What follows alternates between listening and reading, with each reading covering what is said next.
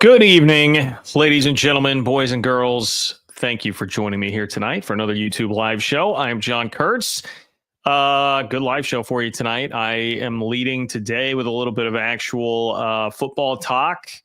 We're going to talk about who will make the most playoff appearances in the new Big 12 over the next, I'm calling it 5 years. Really, I probably should extend that out to I guess it would be 7. Technically, if I wanted to hit the next playoff contract, we're getting a 6-year contract coming up here soon. But in essence, you get the idea. 5 sounds like a more round number for everybody to comprehend. Which Big 12 program will make the most playoff appearances in the next 5 years? I think it's a fascinating question because I legitimately have 9 potential answers that you need to evaluate that are all in different categories. And I'm going to do that and dissect it with you today. And this is all, of course, in light of what we have been talking about lately, which is playoff format changes and the fact that, remember, the Big 12 is going to get 2 bids to this thing when it changes after next season. So keep that in mind with this question. It does not necessarily take winning the league to make the playoff. You can finish second and still get in. I suppose you could also lock down the 1 or maybe 3 at-large bids that will be available depending on how wide they stretch the playoff. I would not count on much of that based on how we saw BYU get treated this year, but keep all of that in mind as you ponder that question. And in fact, I asked you that question on Twitter. So anybody who answered that, I went through some of the responses. I've got some of the best responses to give to you, but you can certainly fill up the comments as well with your answers and suggestions on that.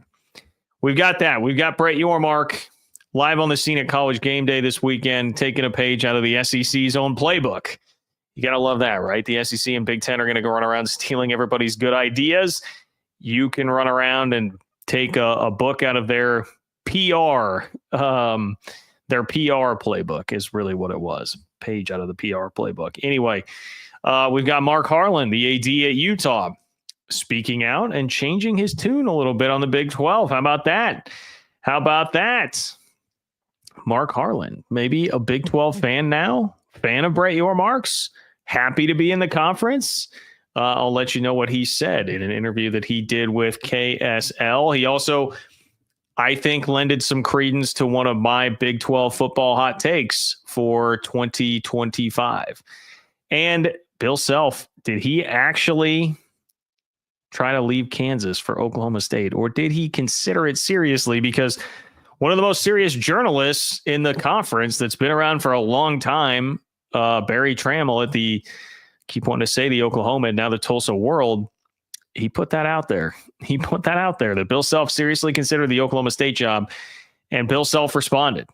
So we will get to that. I'll tell you what Bill Self had to say. Fun weekend of Big 12 basketball. Crazy game between BYU and Arizona. We can certainly talk about that a bit tonight. BYU gets a little fortunate there at the end. And I do feel for Arizona there. It has all but locked up the Big 12 regular season crown for Houston. Congratulations to the Cougars and their fans. But watch out, man. BYU, regardless of whether or not they got a little fortunate at the end there, played a hell of a game, scored 90+ on Arizona in their home dojo, and now is being called by the Field of 68 the most dangerous team outside of the top 25. So watch out for the Cougars come March. Appreciate you all being here. If you guys are here, fill up the chat room, the chat box. Sounds so dopey and old saying that. Fill up the chat. And then if you want to submit a super chat, it will guarantee that your question or comment makes it on the show tonight. You can do so by clicking the $ below the chat box in order to do that. I appreciate everybody who supports the channel in that way. Couldn't do it without all of you guys, but a totally free way to support the channel is just to give me a couple clicks, like the video, and make sure you are subscribed. I was just checking the numbers this weekend, and more than half of you who have viewed the channel here in the last month not subscribed. So please do subscribe. That helps out the channel.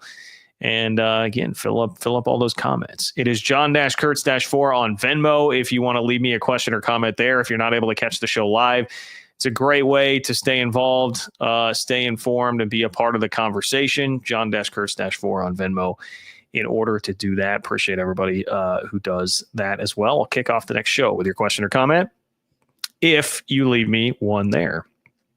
And as always, subscribe to the Open for Business Big 12 newsletter. You can do so. Link in the description of the video, but it's also just ofbnews.com. That's ofbnews.com to subscribe to the Open for Business Big 12 newsletter. I cut through the Big 10 and SEC stuff. You get just the news about the Big 12, how it relates to the Big 12, taking big picture college sports news and how it matters specifically to your school and your conference. 3,500 plus Big 12 fans have subscribed, so join them at ofbnews.com. And there's a merch link, people. There's a merch link if you want some John Kurtz merch, which is a tongue twister, or if you want some Open for Business merch, that is all available to you. All right, I asked you guys the question. I asked the question of my Twitter following, at JL Kurtz on Twitter, if you'd like to follow there. I asked, over the next 5 years, which Big 12 team will be in the college football playoff the most, which is an important distinction there, okay? That was not me saying who will win the most Big 12 titles.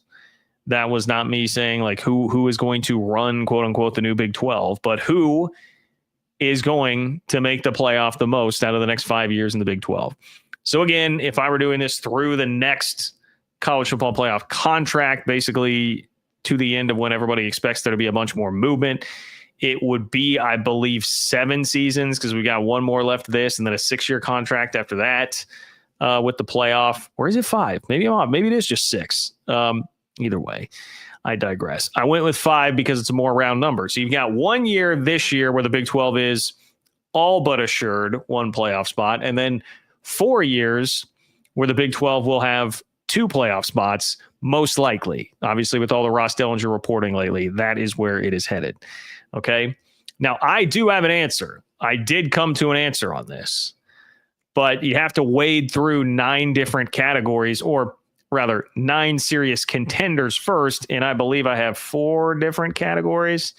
Yep. I've got 4 different categories that all these programs fit into of the 9 contenders that I think could legitimately be the answer here when we're sitting, when I'm sitting here in what that would be 2030. I'm sitting here in February of 2030 talking to you about how the last 5 years just unfolded. So the first and I think easiest to start with, because most people are going to start somewhere around here. And I saw this in a lot of the Twitter responses that I got out of I think it was 83 Twitter responses that I got. Lots of people in the recency bias category. And the obvious answer there, you start with Arizona State, right? Some people broke it down as simply as, John, how about the team that was just there? Why not start with them? Well, that's a pretty smart idea. Sometimes this isn't as complicated as we make it seem. Now, I would caution you against just leaving your analysis here with this conference because it is so wild. But Arizona State just won the Big 12. Not only that, they damn near beat Texas in the playoff. So it's not just that they made some token appearance in the playoff. They were 1 play away, 1 bad targeting call away, and 1 4th and 14 stop away from actually winning that game and advancing to the semis. They also have an incredibly young coach who is younger than me, Kenny Dillingham. I will continue to repeat, a year younger than me. Jealous of you, Kenny. And he seems likely to stick around because the dude is an alum. So this is not like some young up-and-coming coach that everybody thinks is going to take a massive job soon. He may get some of those offers if he keeps this up, but much better chance to keep him when he is an alum. And it's not like the team's falling off the face of the earth next year. If you're thinking, well, next year, I want somebody that can win it next year if they're going to be the team that wins the most over the next 5, right? You've got Sam Levitt back at quarterback. Yes, Cam Scattaboo is gone, but Jordan Tyson back at receiver. Lots of talent returning. And this is a team that if you're going around tabulating the preseason top 25s, the way too early top 25s right now, Arizona State is consistently the highest ranked out of anybody in the Big 12. So lots of reason to go with the recency bias. And if you want to play recency bias as well, you could also roll with Iowa State. Not only did they make the Big 12 championship game, albeit getting waxed, but look, Cam Scattaboo, the bad man is gone. He's not coming back, Iowa State fans. They just played for a Big 12 title and broke through with an 11-win season. Like that to me is the more important part of this almost than playing for a Big 12 crown, is the fact that Iowa State broke through what had felt like a glass ceiling, like had literally been a glass ceiling throughout the entire history of the program. where they had never eclipsed that 9-win mark. They busted right through that and won 11 games last year. And again, a team that is going to bring a lot back, particularly the quarterback, Rocco Becht being back, the head coach being back, and Matt Campbell, another pretty well-regarded coach who doesn't seem to be going anywhere. Lots of reason to trust a solid foundation at Iowa State that's going to keep them in contention over the next 5 years, right? So there's category one. Category two to me is just the money. It's the money, man. And there are two teams in this category. One, the obvious one, and I definitely did get some of this from the responses, would be Texas Tech. Okay, you've got a multi-billionaire booster. He just sold a business for $4 billion within the last week, and it's the second time that he's done that. So he's got all the money you could possibly ever dream of to fund however much he can. Now, that is the caveat here. When you think about this, you have to think about how much will he legally actually be able to fund, because it could be that the revenue sharing cap is going to be closer to making everybody really equal in what they can spend. And what I mean by that is keep in mind, as I've told you many times on this channel, anything above and beyond that, as of right now, is supposedly going to go through a clearinghouse that will make sure that it is fair market value, actual NIL deal. So not pay for play, but you have to exchange some kind of service and it has to be market value, whether that's going to be doing commercials or whatever it might be, some kind of advertisement for somebody. But you take that money, the chances that we still have sort of a free-for-all kind of environment, and you can get creative too with how you spend the money, if it's going to be facilities or staff, whatever it might be. However, Cody Campbell can help boost that program, he's going to do it. And it is a program that is right on the cusp. There's a bunch of momentum. They have a monster portal recruiting class coming in. It will be wildly entertaining to see how that goes for everybody in the conference. They are very close to breaking through what has been a glass ceiling for them, which is just a bit lower than what Iowa State had been. But post Mike Leach, looking for that first 9-win season, they've just been flirting with it with Joey McGuire. Can they break through? There's money program number one. Money program number two, that would be BYU. Because BYU also, I feel like they fly under the radar a little bit on this, because Texas Tech obviously was that was just such a big story, right? I was going to say like kind of loud and boisterous, and just because they had that portal class up to number one in the country, according to On3, number three, according to 24/7 Sports. They were recruiting with the big boys. It was creating headlines all over the place. And then we got the big story from Max Olson at ESPN about James Blanchard and that they spent $10 million and all this. Took up a bunch of headlines, but like quietly lurking is BYU, who is now in an era where it's totally cool to pay players, totally cool to do that. Whereas beforehand, BYU was going to do things by the book. That is not a school that was going to really push the envelope on anything like that. Now it's totally legal, and they have these connections with not only a bunch of really successful people that support the school, right? If you're talking about boosters, but also you've got the involvement of the LDS Church here too, which gives them some extra power as far as that goes.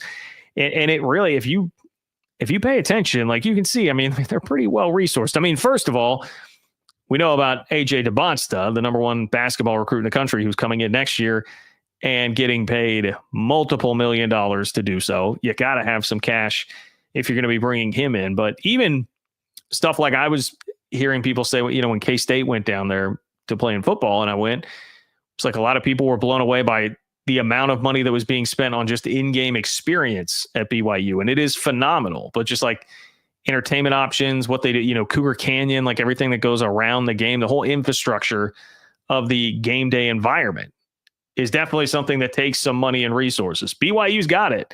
And they're now in an era where they can flex that more and use that more effectively. So I think BYU belongs in the conversation. Plus, oh yeah, by the way, they won 11 games last year. Football program seems to be in good shape. They've got coach and quarterback returning and foundation of a pretty good defense, certainly front seven wise there. All right, now next category, we've got the coach. It's all about the coach. These are teams that you have to consider because of the coach. And I know, maybe some people Maybe some people will roll their eyes at this, but I will start with Colorado there. Regardless of what you think about him, love him or hate him, Coach Prime has taken Colorado from being a 1-win program to a 9-win program in 2 seasons. He can clearly recruit talent. You can say, hey, what are you going to do without your kid in Shedeur quarterback? I think that's the bigger question than losing Travis Hunter. We'll see, but he sure on paper did a good job bringing in Julian Lewis, and then a transfer quarterback from Liberty, Caden Salter. I believe I have that right. Keep wanting to mess that name up.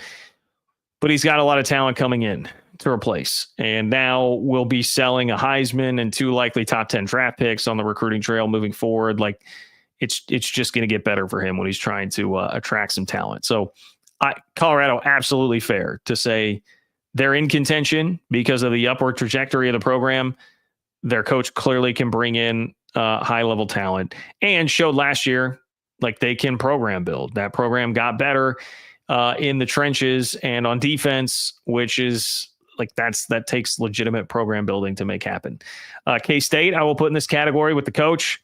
Another one of those coaches, and Chris Kleiman, that you see mentioned for every single job, much like Matt Campbell and Lance Leipold. So K-State and Kansas are the next 2 here. Chris Kleiman has won a Big 12 title. He has won 8+ games in every season at K-State outside of the COVID year. And he's bringing back a preseason top 25 team next year.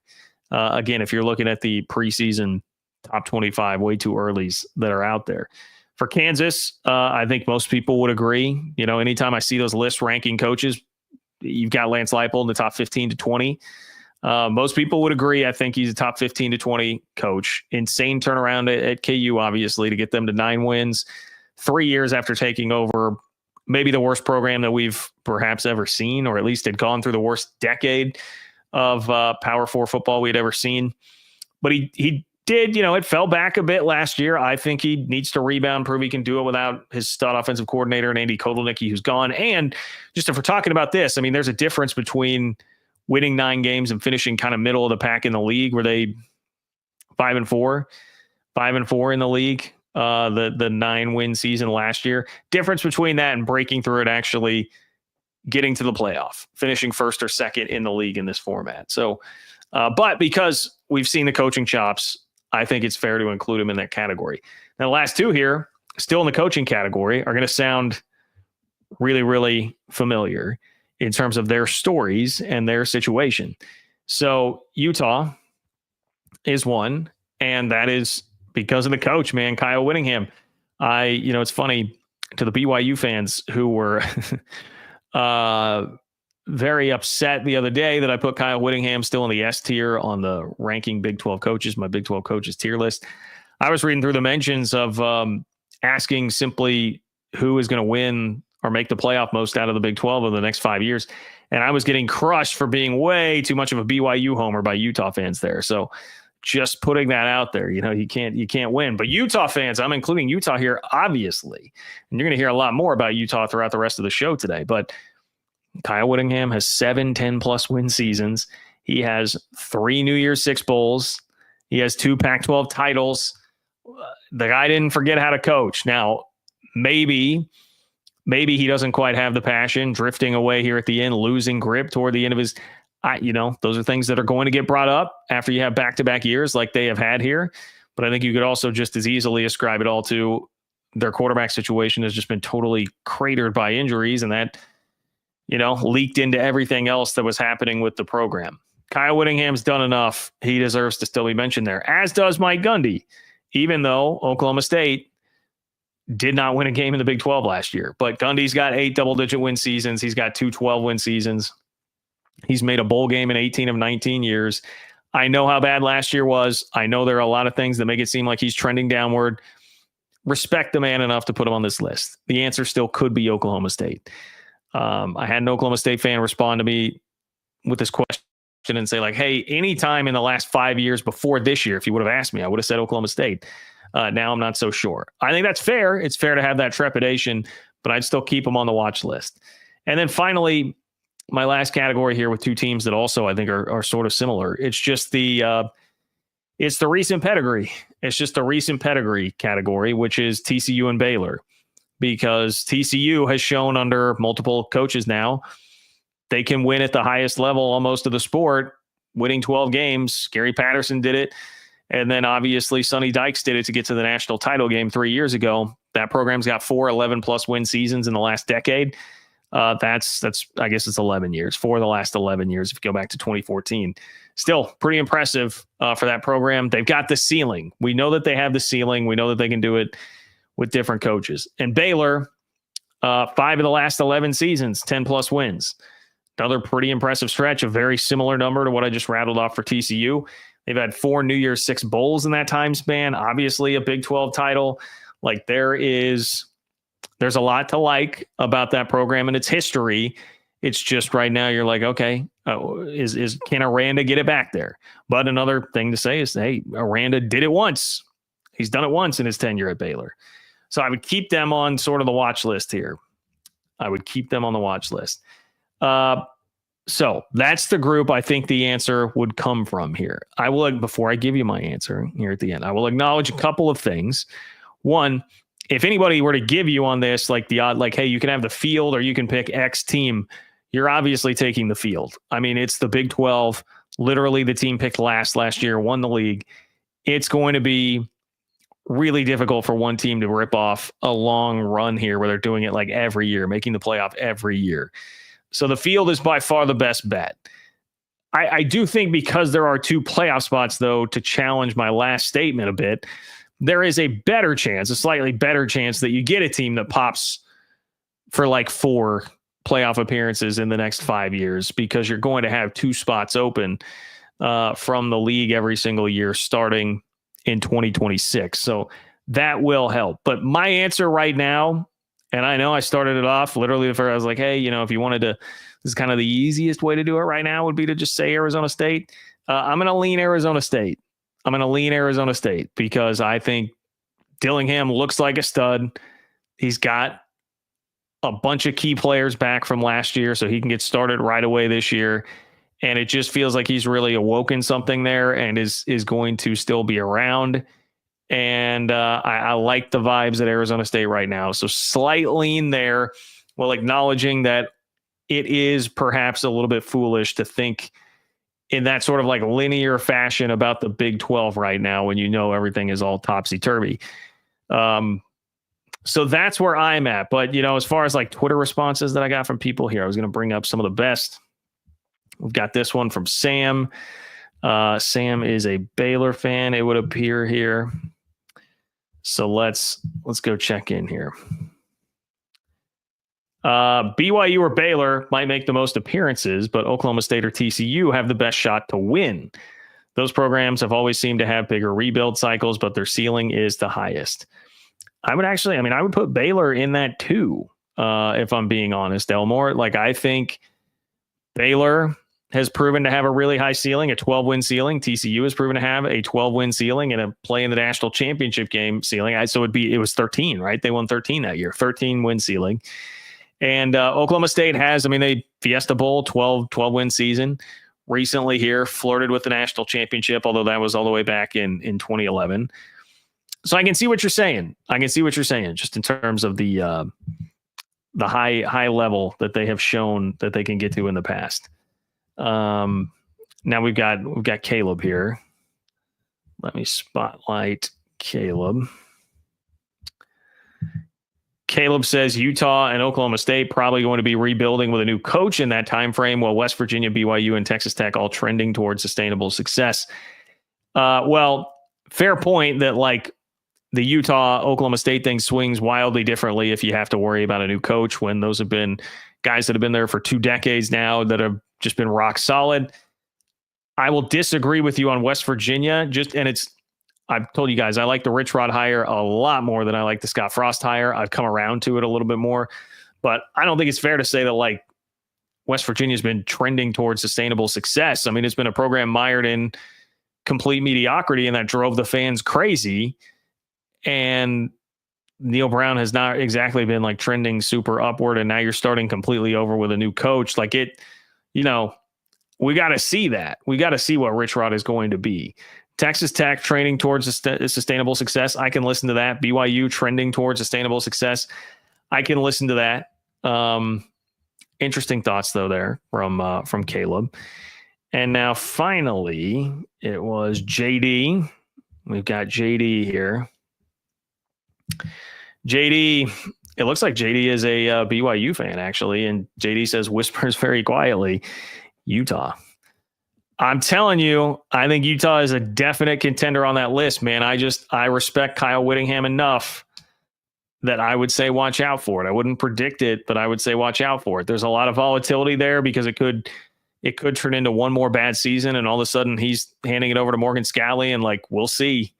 We'll see as far as that goes. I think that there's a lot of volatility there, but I am leaving very much open the possibility that Whittingham still can be a dude that really can coach it at the highest level of Power 4 college football. So that's what I've got. Let me know, comments, who you've got, what you think. Light me up. That's fine. Like the video, subscribe to the channel. I appreciate everybody who does that.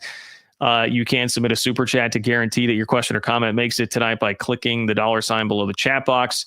And you can go to Venmo, John-Kurtz-4 if you're not watching live. You want to leave a question or comment there. You can submit a donation and leave a question or comment there at John-Kurtz-4. Appreciate everybody who does that. And I will kick off the next show with your question or comment if you choose to do so. I've got merch. Hit the link in the description of the video. And you can also find the link to the Open for Business Big 12 newsletter at ofbnews.com as well, if you want to just type it into your browser.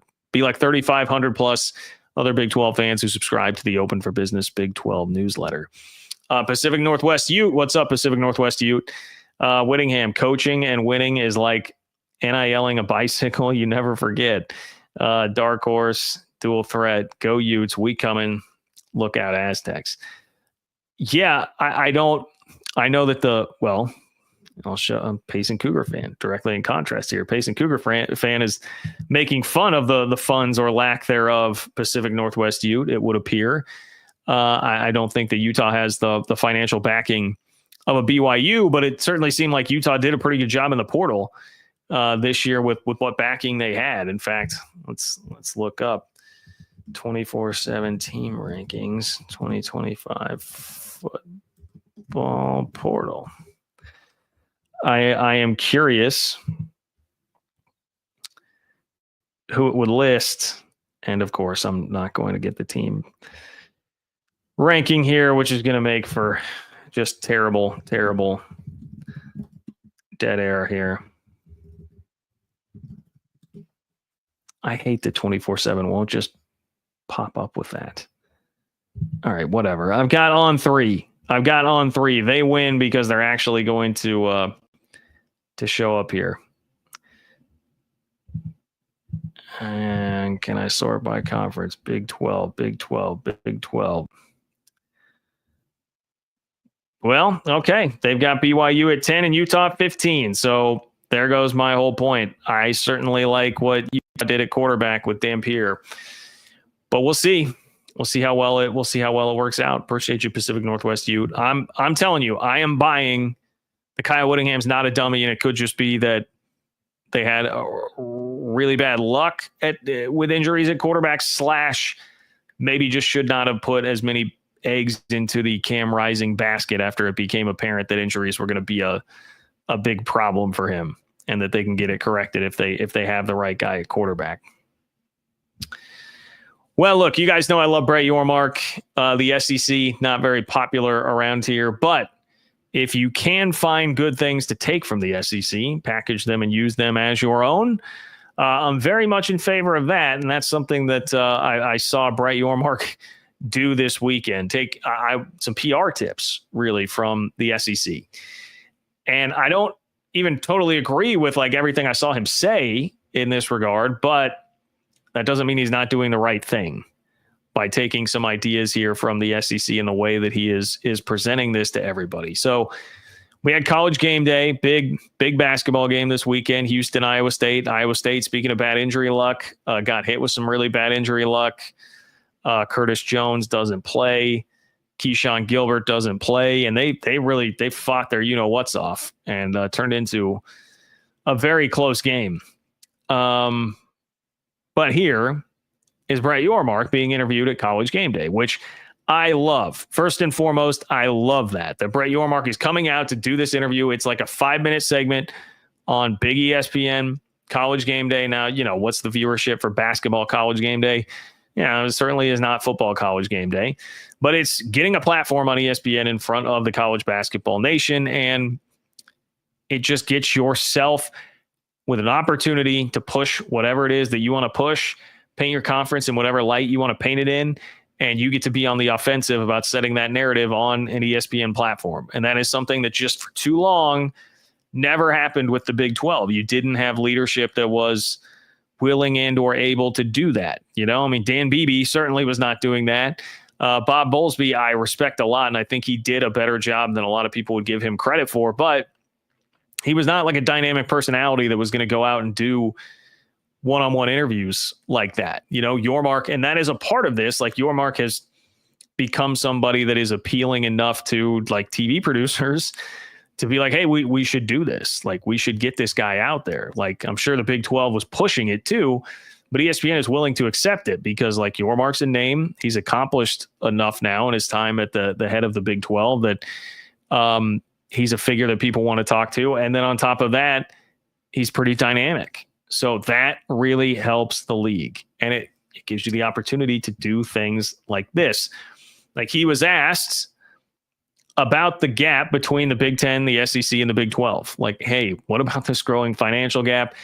And Yormark said, quote, "There's never been a better time to be a part of this conference than right now. I look at where we've come from over the last 2.5 years, love how we've reimagined the conference, and most importantly, the future and where we're going. There's never been a better time to be a part of the conference than right now for our fans and for our schools. We're in the value creation business. So it's something I spend a lot of time on, and I'm excited about where we're going."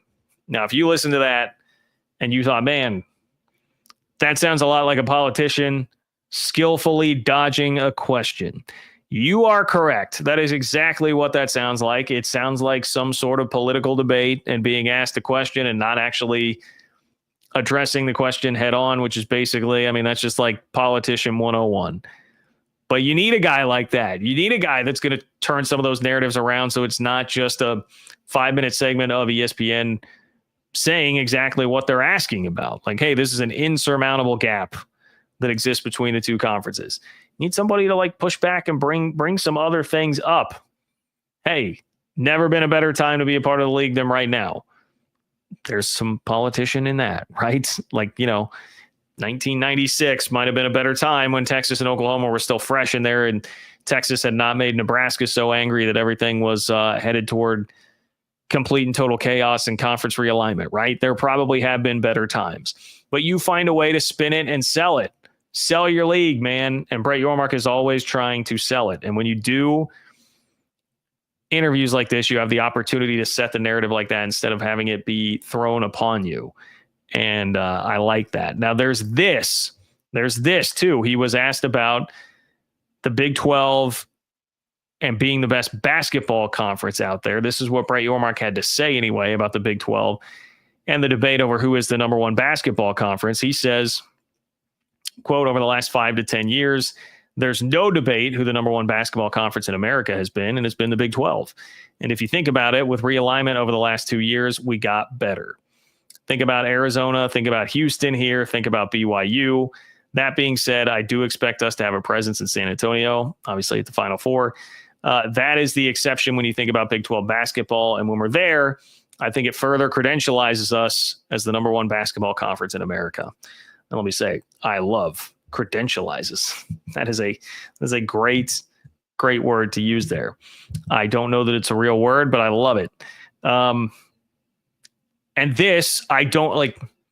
This is another like just masterful, like how you paint it, because obviously I don't think any of us would agree with the statement like the Big 12 is the best basketball conference in the country this year. It's not. The SEC is. That's reflected virtually everywhere. They're going to have more teams in the tournament. They're going to have maybe 3 number 1 seeds, maybe like 5 top 2 seeds. Like, it's crazy how strong that league has been this year. The Big 12 is not quite on that level. Still a very good conference, but yes, broaden that out. Hey, we don't make decisions on who is the best league based on one season, right? The SEC has taken a lot of crap in football this year for not being the best league. But I think anybody, if you ask, like, gun to your head, true serum, like, what's the best conference in college football? Just generally speaking, people are going to say the SEC because they've had, over the last 15 to 20 years, the credentials to back that up. And that's where Brett Yormark brings it out and says, hey, last 5 to 10 years, of course, like, we're the best league. We haven't lost that title just because the SEC is better this year. We are the best league, and we've gotten better because look at Arizona, the season they're having. Obviously, Houston. And then BYU coming on. Field of 68 just called them the most dangerous team outside of the top 25. Like, there's a lot to like here about this conference. Brett Yormark is really good at doing this, staying on message, making sure that he can always pretty skillfully deflect a little bit and push it back toward a positive message for the conference instead of having to indulge in what would be negative narratives that are, sometimes lazy and sometimes just very easy for the ESPNs of the world to throw out there. So I like that. And you can tell just with the tenor of his answer there about basketball, the man has his eyes on the prize. The man has his eyes on the prize about eventually decoupling that and making as much money from hoops as he possibly can. You are not going to get him off his game in terms of, pushing this as the best basketball league over the last 5 to 10 years and making that point that, like, we are the best. We are the best. Don't care what the SEC is doing this year. We are the best. So like that from Brett Yormark. If you have a question or comment that you want to make sure gets on the show, click the $ below the chat box in order to do that. To submit a super chat, you can also hit me on Venmo at John-Kurtz-4. Leave a question or comment there if you're not watching live, and I will address it to kick off the next show so you can still be a part of the conversation. Totally free ways to support. Like the video, subscribe to the channel, subscribe to the Open for Business Big 12 newsletter at ofbnews.com, or click the link in the description of this video. And of course, you can also hit my merch link, which is in the description of the video. So always to support. Mark Harlan, you guys ready for some more Mark Harlan? Utah athletic director, almost said BYU athletic director, a little bit different there. He has finally changed his tune on the Big 12, it would appear. Famously, of course, Mark Harlan went off on Big 12 officiating after the BYU game and said that he was not happy to be a part of the conference, or not at that moment excited to be in the conference, I believe was the wording there, which raised a lot of eyebrows when you already had a fan base that seemingly had been very disenchanted with joining the truck stop conference since they came in from day one. So Mark Harlan is changing his tune now. And he also, I would say, raised a fair warning to the rest of the league about Utah football, which I tend to agree with. I really do. So first, let's get to the Kyle Whittingham part of this. This is what Mark Harlan said about Kyle Whittingham. There are going to be questions about it, right? You've already named Morgan Scalley as the head coach in waiting. You've got a guy on staff there. That means you expect the end for Whittingham to be coming at some point. And there was at least some period of discussion or waiting to see what was going to happen this offseason with Kyle Whittingham and whether or not he would come back. He did. And Harlan seems to think that he's pretty energized. Said, quote, at the end of the year, we talked about what Kyle was feeling. He asked for a little bit more time to go through the process in his head. We had that last game and came back, and he took the time he needed. He and President Randall and I, he said, guys, I want to come back. I want to get this thing back to where I know it should be. And then Harlan said, I could see the fire coming out. Since that moment, it's been as it usually is, but it seems even more so. Just a sprint to get things right that we want to get right. To retain the lion's share, the must-havers for a great offseason for the Utes. So he could see the fire coming out, and it seems even more so. Mark Harlan is trying to tell you that this is not a guy on fumes. This is not a guy that just decided, like, oh, hey, I guess I'll come back and collect a paycheck for another year. He is telling you that he's more fired up than ever, because presumably not so much just because, like, hey, I was thinking about retirement. I'm sure this is much more about, look at how the program has slipped over the last couple of years. And it was, frankly, an embarrassing year for the Utah football program this year in year one in the Big 12. Could this very much be like a coach speak thing? Of course it could be. Of course. This is just like when we're right about at spring training time, right? In Major League Baseball, I guess we are here at spring training time. This is the time of year you see a million stories talking about so-and-so being in the best shape of their life. Hey, man, they came in the best shape of their life. Like never has there been more dedication to their craft and their body and making sure that they're prepared. You get that from everybody. Some of it's true. Some of it's blowing smoke. Most of it won't really matter when it comes to the actual season. So you can file this very much under the same sort of category. But I just want to continue issuing my warning here. If I wanted to take this as ammo and package it into my take that I think Utah is a very sneaky team to watch out for this year to flip their way back up, inverse the Big 12 standings and get up near the top this year, I think that's very much a possibility. And it doesn't hurt that I'm seeing Mark Harlan, the athletic director at Utah, saying, hey, this is a guy who's really fired up right now. This is like college football Hall of Fame caliber head coach who's really fired up right now and motivated by what happened last season. I have no doubt he is. Whether or not that translates, whether or not that works over a whole season, honestly, I think most of it will just come down to, do they get the quarterback right? That is the crazy thing. You can talk about how motivated you are. Do you get the quarterback right? Does he stay healthy? He's a guy that runs a lot. Is he going to stay healthy? You dealt with that with not just Cam Rising, but virtually the entire quarterback room here over the last couple of years. So it's a lot to think about, and that's what it is going to largely hinge on. Now, the guy's got to be good, too. Did you hit on the quarterback? They're going to have a good defense. Does anybody have a doubt about that Kyle Whittingham's going to put together a good defense next year for Utah? I have zero doubts about that. But you've got a new offensive coordinator and a new quarterback coming in this year. It's a lot of change on the offensive side of the ball. Got to make sure that it locks in and works. But to me, it gives you some really high upside as opposed to just sticking it out and rolling with Andy Ludwig again. That was not going to give you the type of upside that this does. So I'm just saying, watch out, people. Now, as far as the Big 12 goes, all right, thoughts on the Big 12.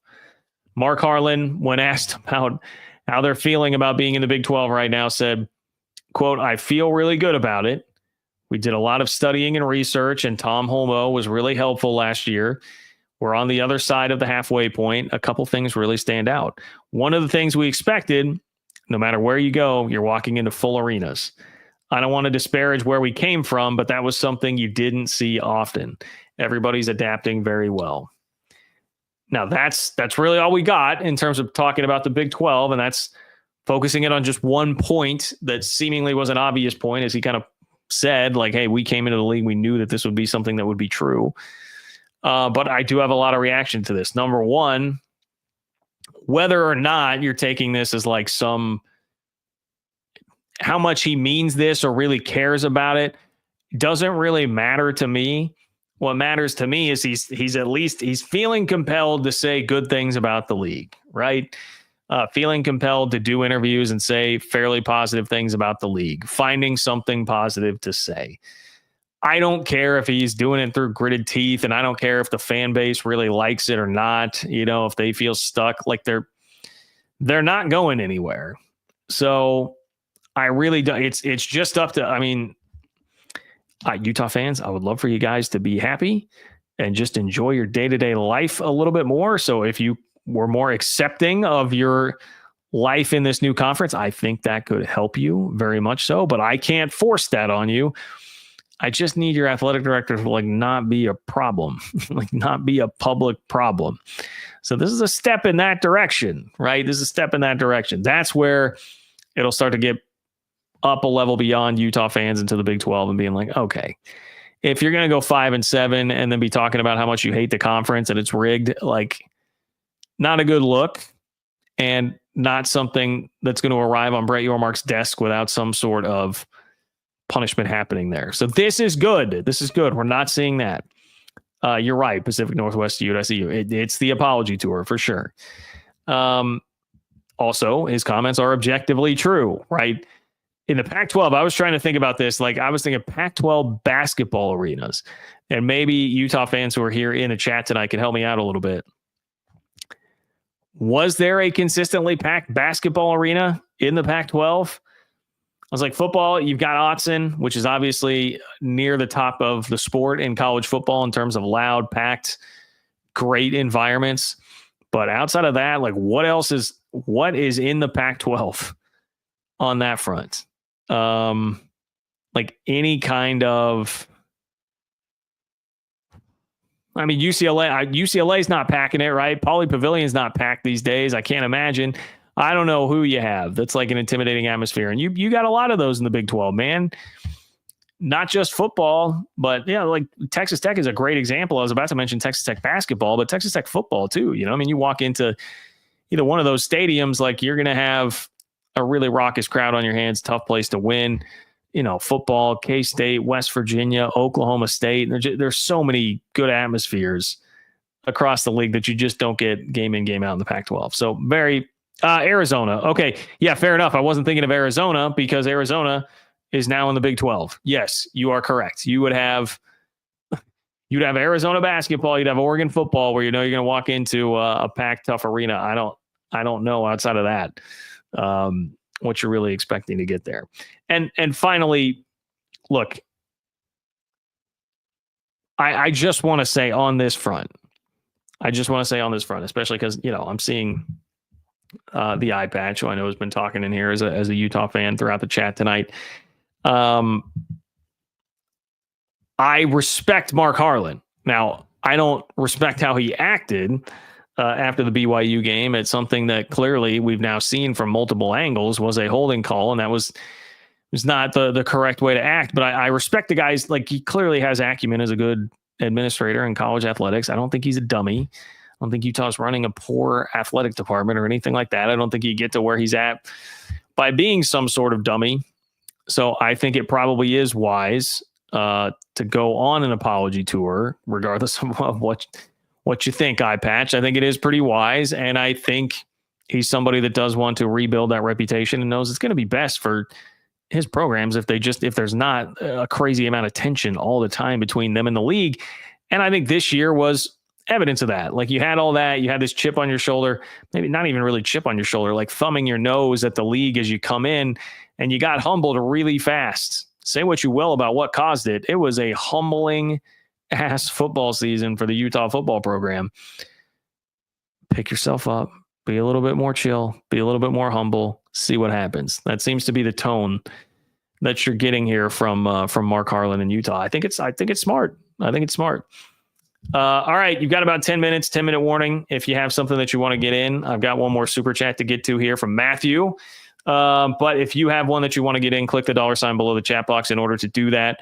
Please like the video, free way to support the channel. Subscribe to the channel, free way to support the channel. Subscribe to my Open for Business Big 12 newsletter, ofbnews.com, or click the link in the description of the video. And let's say hello to Matthew. What's up, Matthew? Matthew, what's up? It's been a minute, man. Matthew says, John, been a long time since I was able to catch a live show. Are you press credentialed for the Big 12 basketball tourney this year? Looking forward to it this year. Will be my time in person at this one. I do have a credential. I will be credentialed at the Big 12 basketball tournament. TBD on like how much I'm going to be there, when I will be able to get away and go, but I'm definitely going to try and be there as much as I can. And some of that, we'll see how K-State does, how far they advance. It was easier, I will tell you, back in the days when I lived downtown, man. That was a hop, skip, and a jump. I could get over there in 5 to 10 minutes. A little more of a chore these days now that I'm out rocking the suburbs, just like Quiet Riot did. But yes, I will be there in some form or fashion at the tournament with a press credential. So thank you for being here, Matthew. Look forward to seeing you at the Big 12 tournament. Come say hey. Should be a great one. All right, last thing I have for you. Speaking of the Big 12 tournament and Big 12 hoops, this was interesting. Okay, Kansas gearing up to play Oklahoma State in the midst of its worst stretch of basketball under Bill Self since he started at Kansas. And Barry Trammell, who is one of the most long-tenured, well-respected journalists in the conference, drops a story in the Tulsa World leading up to this game that Bill Self reportedly gave long, hard thought to leaving Kansas for Oklahoma State this past offseason. That's the report. Now I'm going to read you everything that the report says. Okay. It's not the first time, I will say, it is not the first time that I've heard something to that effect about Bill Self. All right. Gonna have to block here. Sorry about that. Live chat getting a little crazy. It's not the first time I've heard something to this effect about Bill Self. One of those times was the Texas job with Rodney Terry, at least that Texas was interested. That time I didn't really hear how much Bill Self had actually reciprocated interest there. But I would say it was not a particularly super well-kept secret that the Oklahoma State Bill Self thing had happened to some extent this offseason. Now, it's in the eye of the beholder how much you actually believe he was really considering it or not. And that's what this back and forth is going to turn into between Trammell and Self. So, like, how legit is this thing? And can you make the case that this would actually be the best possible thing for Kansas basketball? That's what I'm going to get into here. So, Barry Trammell, as I said, not like a clickbait guy. Barry Trammell has been he wrote for the Oklahoman forever. Now he's with the Tulsa World. He's somebody that I respect a lot, and I definitely listen when he talks. Not a clickbait guy. And like I said, like, I heard about the Oklahoma State Bill Self stuff from the Kansas side of this equation over the offseason. Now, I will admit, even when I heard it then, it's hard to be like, you question it a little bit. Like, man, does this really make sense that he would consider that? Here's what Barry Trammell said, okay? Multiple Cowboy sources said, no, so pay attention there. Cowboy sources, we're talking about from the Oklahoma State side of this. Multiple Cowboy sources said OSU took a swing at Self, and Cowboy decision makers grew increasingly confident that Self was impressed with the organization of the plan his alma mater had produced and was intrigued at the package, complete with competitive salary and budget to pay players in the new professional age of college basketball. And for a couple of days last spring, Self holed up in a lodge at Karsten Creek and seriously considered the offer. Quote, by far the closest it's ever come to happening, one OSU insider said of bringing back Self. Now, here's a part of the story that I honestly didn't know this, or if I did, like, I had completely forgotten it. But in 2008, then Cowboy athletic director Mike Holder thought he had lured Self back in the wake of Kansas's NCAA championship. But no, Self chose to stay, just like he did last spring, and continue to build on an amazing legacy. Another Cowboy source said only Self could accurately describe how close he came to accepting the OSU offer.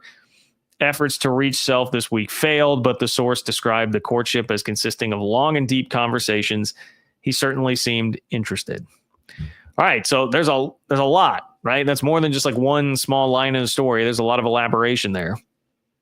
And there are a lot of things you could very credibly throw back at Oklahoma State sourcing, putting this out there, being like, okay, you guys thought that he was really into you. You guys thought that he was really into you, huh? Kansas fan, I'm sure, would be like, pardon using this reference, but Kansas fan would probably say, hey, you go to the gentleman's club, right? You think the strippers are into you there? Like, that would be kind of the pushback here that I'm sure you're going to get from some Kansas fans. Here's the reason that I think it's at least a little bit more plausible than you might think on the surface. Like, you know, Bill Self's had the health problems, might be looking for lower stress because of that. He's a victim of his own success right now, where the guy's going to be like a 7 seed in the tournament, and Kansas fans are acting like the sky is falling and, you know, calling for him to be fired on Twitter all over the place. You know, every burner with Naismith 69 Badunga in their name. Like, they're all calling for him to be fired because of what this season has been. It's wild. You know, there's new coach hot boards all over the place. Even fairly reasonable Kansas fans talking about like coaching hot boards, looking at what could be coming here. That's got to be frustrating. And if you could offload it to go to a job that still gives you the resources to win at a high level, but alleviates some of that stress and would make you a hero. Like, you know, you take Oklahoma State to be in a 7 seed right now, you'd be a hero in Stillwater. So it's also home. That's the pitch for it. Now, obviously that didn't entice him to come over. And does it, you know, I also saw people questioning, you know, does it really matter whether or not he was actually considering this? Like, why do we care? Well, I think you care because you've had a ton of college basketball coaches retire here in this new era. We've had this wave of the Tony Bennett, Roy Williams, Coach K's of the world. Even if you want to go to Leonard Hamilton, Jim Boeheim, all these guys who are just saying, I'm not going to deal with this. Jim Larinaga, I'm not going to deal with this anymore in this era of college hoops. Bill Self has had health issues. If he's got a wandering eye looking for something that would, objectively be a less stressful job, is that something that could be in the future there? If you're somebody that doesn't believe he would ever jump for another job, which seems still very unlikely that you'd ever pull the trigger on that, does this just mean that he is closer to actual retirement here? Which that would be a massive, massive deal. I don't care what the spoiled Kansas fans think. The odds of hiring somebody better than Bill Self at Kansas who's going to have more success there, not high.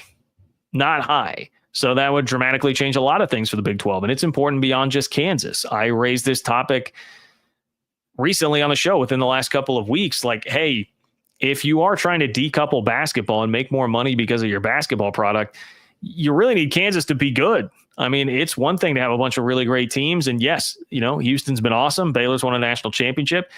None of them have like the brand power and cachet and like, hey, we got to tune in to watch Kansas. Like Kansas has that.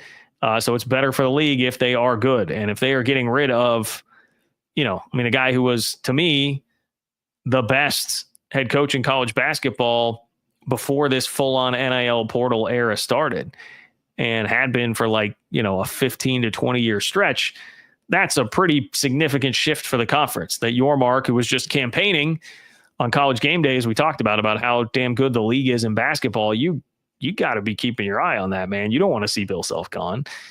So that's why this really perks you up, makes you look around and say, hey, all right, like how legit actually is this? Could we see some kind of movement with Bill Self by the end of this year, into next year, whatever it's like? Is the end of the Bill Self era closer at Kansas than we thought it was? That's the real question here, regardless of how serious you actually take Oklahoma State. And I know, look, if I were a Kansas fan, I would be mocking this too. I would do the exact same thing. I understand that reaction. I don't really blame any Kansas fan for that reaction at all. But I would wonder underneath the surface, is this something I should be thinking about in terms of like he's going to step down? Now, how could this be the best thing for Kansas? I mean, I guess obviously there is the Kansas fantasy land, that portion of the fan base right now would say, well, yeah, then you hire Dan Hurley or you hire Brad Stevens or whoever it's going to be, and they're awesome. Yes, there is that. But to me, it's more like, hey, this seemed to be something that, one, judging by Bill Self's response, which, by the way, I didn't play that for you. Let me play that for you here before I get further down this road. Like, look at Bill Self's response, put that together with how they played this weekend, and you can start to formulate what I'm saying here about like, hey, maybe this actually was a really good thing. So here's what Bill Self had to say when asked about it at his press conference. Maybe. I did talk to him, and I spoke to OSU every time there's been an opening in that position for the last, since Coach Sutton had left. So not necessarily about hiring me, but about, could be names or what I thought needed to happen in order for OSU to compete in this league at a high level. So yeah, I did talk to them. I also read in that article that I stayed holed up. What was the term? Hold up at Karsten Creek. I have holed up in Stillwater before, but it's only been the night before that we've actually played a game. I haven't been to Stillwater and spent a night in the last 20 years unless I believe, I could be accurate, maybe I did 15 years ago or something at some point in time at a reunion or something, but I haven't been there unless my team's staying there. So that was totally inaccurate. I think that they got the right guy. But I did talk to them, and my administration knew that I talked to them but it wasn't near to the point of what was presented in the article, at least the way it was presented to me after other people have read it. So that's basically it. All right. First of all, much like I talked about with Brett Yormark, very masterful job there by Bill Self, and just kind of like, yes, he is more or less denying here, but like shaping the conversation in the way that he wants it to. Excellent work there. But that seems to me like a guy who's probably like, look, this is getting ridiculous. Like, the walls are closing in for my own fan base. I'm hearing all this noise because I have 1 year, like one season. That's not me being one of the best, like 10 teams in the country.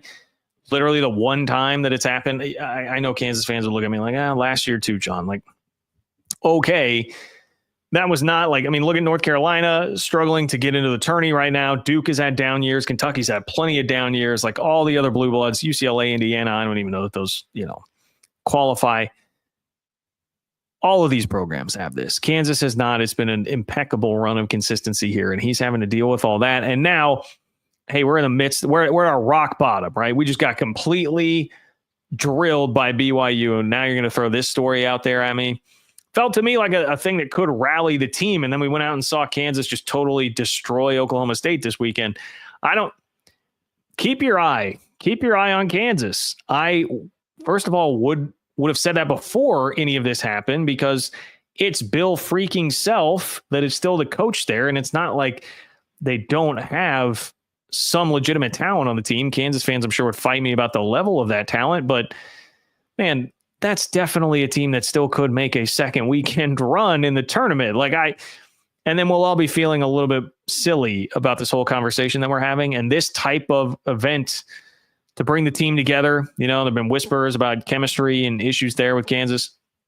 Totally seems like the type of thing that could be like, guys, look at this, man. Now they're trying to like push Bill Self out and coming up with these stories about him wanting to leave us for Oklahoma State. Like, screw this. We're going to band together. Let's figure this out. I do think that's the type of thing that could happen here. I know it's just one win over Oklahoma State. They're not a great team, but Kansas had not been blowing people out that they should be blowing out at home most of the year. So step in the right direction, Kansas fans. Maybe this will be exactly what you needed. Maybe this will be exactly what the season needed. It's a obviously fascinating story with a lot of different angles that was going to draw a lot of attention from all different corners of the Big 12 sports world. We definitely got that from it. All right, let's check in with Matthew before I depart tonight. Appreciate you, Matthew. Thank you for being here. Matthew said self-string of conference championships is crazy. 13 straight probably will never be matched. I feel, wasn't it 14 straight? I feel like Self got to 14 straight. Did he? Kansas, 14 straight conference championships. Yeah, 14. All right. 14 straight. Crazy. Absolutely insane thing that Bill Self accomplished with that. Yeah. Regardless of what you think about the Big 12 during his time there. Could it have been a little bit better? Probably so. But he, to the point where like they just had everybody mind blanked, in terms of beating them and just never lost home games. Crazy. So I'm with you, Matthew. I'm with you. And I don't think a guy like that overnight, even with the era of basketball changing a little bit, I don't think he just lost everything. I wouldn't put it past him to still figure it out and rally. May not be 14 straight conference championships. I don't think you're getting back to that level ever. But yeah, he could figure it out still. He's Bill Self. He's Bill Self, people. Okay. That's going to do it for me tonight. Please like the video. Please subscribe to the channel. If you have not, you can click the links in the description of the video to subscribe to the Open for Business Big 12 newsletter and get some merch. If you want some merch, either John Kurtz or Open for Business merch available there at the link in the description of the video. Thank you all so very much for being here. I dropped, you should go check out, I'm dabbling with some new, like different types of content to get you here on the channel. So I did more of like a long form, I guess not long, but like a video essay with some history lesson for you about Arkansas almost becoming a member of the Big 8/Big 12 once upon a time. So I dropped that earlier today. I would love it if you check that out and let me know what you think. of that. I've got some other videos along those lines I'm going to try and drop for you. And if you have an idea for different type of content that you would like to see that you think might work well, you can always hit me up. Twitter, probably the best way to do it, in the Twitter DMs at JL Kurtz. Thank you all for being here. Take care, and I will talk to you very soon.